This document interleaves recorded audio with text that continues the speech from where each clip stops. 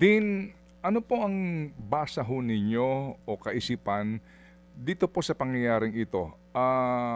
Ang ating pong mga institusyon, di po ba, na nasa ating saligang batas, no? Congress, both houses, sila po ang pinagkakatiwalaan natin sa pera ng bayan, di po ba, sa alokasyon, sa paggawa ng budget. Ang Office of the President, na siya po din dapat ang huli na hahantungan kung pipirmahan niya o hindi o aprobahan po yung budget.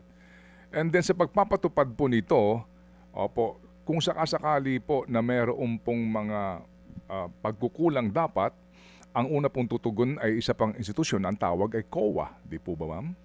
Yes.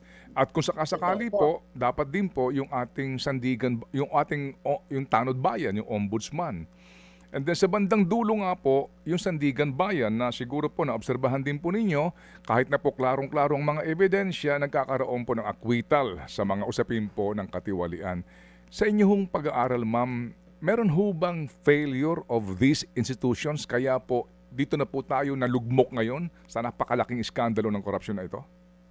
Oo, tama ka, Ted, no? Kasi kung gumagana yung mga institution na sinabi mo nga, yung ombudsman, yung sandigan bayan, hindi natin kailangang mag-create ng independent commission pa dahil kung ginagawa nila yung trabaho nila, mababantayan itong mga irregular practices na nakikita natin. Pero yun nga, dahil nga may pagpapabaya, no? May complicity talaga, no? May pagpapabaya yung mga ahensya, kaya kinakailangan gumawa ng extraordinary measure at mag-create pa ng Independent Commission on Infrastructure, no? At nakakalungkot nga dahil kasi simula pa lamang nitong Independent Commission on Infrastructure, meron na agad na kontrobersya, di ba? Si Mayor Magalong na kasama dapat na mag-iimbestiga ay recently nag-resign, no? Sana naman ay hindi maapektuhan nito yung takbo, no, ng Independent Commission sa pag-iimbestiga ng lahat ng mga ghost projects na ito. Mga kapatid, brothers and sisters, saan ka pa? Dito na tayo sa totoo.